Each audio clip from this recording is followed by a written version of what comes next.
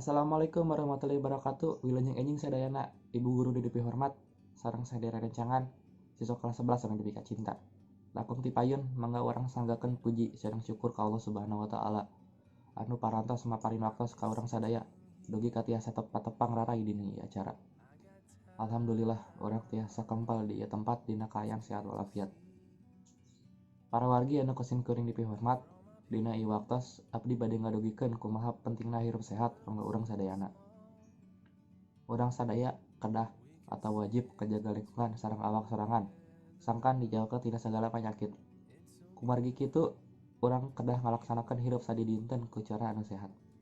Marsihan awak atawa ibak, marsihan kuku, nyikat oos anu rutin, eta contoh hirup anu sehat. Contoh sanesna micin ngeutah kana tempatna, juduh ulah di mana wae, batuk atawa bersin kudu nutupan bahem. Saupami sadi dinten urang ngajaga kebersihan awak, urang bakal bersih atanapi suci tina segala kotor.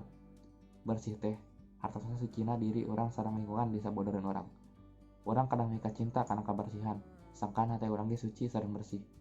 Hadirin sadaya, cekap sakitu nu kupihatur, pamungkas di abdi bilih aya basa anu kirang entep, seureuna atanapi kecap anu kirang merenah larapna, mugi kersa ngahapunten. Hatur nuhun kana paratosna. Wassalamualaikum warahmatullahi wabarakatuh.